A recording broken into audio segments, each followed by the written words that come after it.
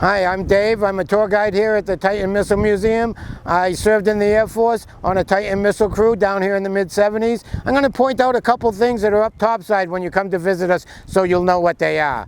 The first thing is a silver pole with the scoop on it. That's our security system. That's all the security we have here. There are no cameras up topside. There are no security forces up here. It's a Doppler radar. Sends out a little radio beam. You break that beam, we get an alarm downstairs. There's two of them guarding our air conditioner. Well, the air conditioner wasn't here back in the day. That was our air shaft. That was our escape hatch. There's just an open grate and a 50-foot air shaft there. Over here, that's called the Slivix. It's a super low frequency antenna. It's buried in the ground. It gets its signals through the ground instead of the air. Sort of like a submarine hears underwater. You're definitely going to get that signal, but because it's coming through the ground, it takes a long time to get it. And it gives you a hard copy readout of the message. The nose cone over there looks like a missile popping out of the ground. That's an ultra high frequency antenna.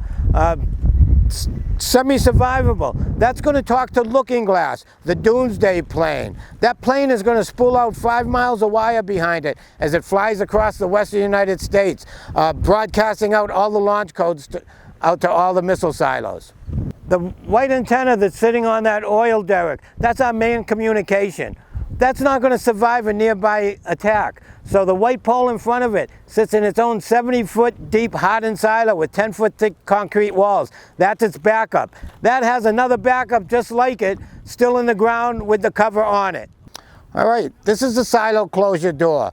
760 tons, 3.5-inch thick steel filled with concrete. It sits over the top, protects that missile from a nearby detonation. It has to rise up on these railroad tracks and slide open in under 19 seconds flat. A nuclear detonation, the size of the bombs that the Soviet Union had, landing anywhere 14,000 feet above us in this valley, is going to destroy everything from that mountain 12 miles away to this other mountain 30 miles away. Everything is going to be completely destroyed. The only thing left standing will be this door.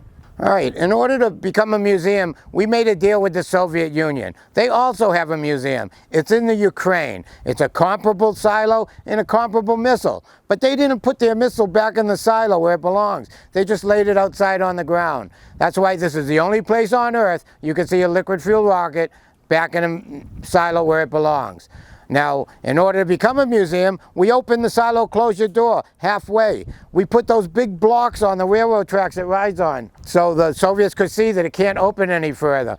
We put this big glass dome over the open half of the silo, and we cut a hole in the reentry vehicle. So when the Soviet and now the Russian satellites fly overhead, they can peer through this window into that hole in the reentry vehicle and make sure America hasn't gone and put a new nuclear weapon in here and made this operational. When you come down for a visit, this is going to be your best view of the Titan II missile. You're going to be able to see all 103 feet of the Titan II, all the way down to the big silver donut called the thrust mount that the missile is bolted to. All right, we took the engines off the missile. We put them outside under the shed so everybody could see the technology it took to launch this thing. Now, if you just look through the dome and saw the size of this, how incredibly large this is, you would think these engines would be huge to be able to launch this into space.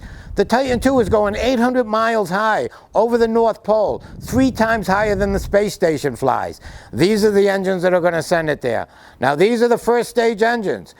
430,000 pounds of thrust. It's going to burn for 2.5 minutes. It's going to get this rocket 50 miles into the sky and 50 miles north.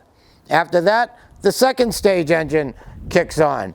That has 100,000 pounds of thrust. That's going to get this rocket 200 miles high and about 400 miles north. After that, the reentry vehicle separates. Just that small vernier engine there is going to situate that into the right position so it hits its right coordinate.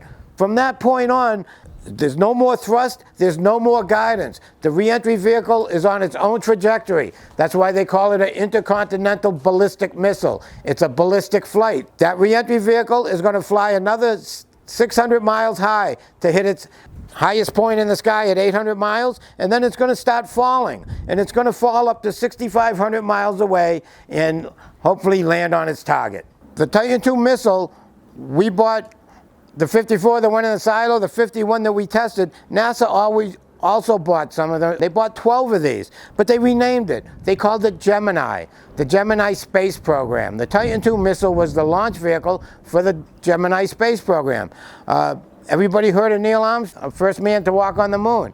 His first ride into space was on a Titan II missile named Gemini 8.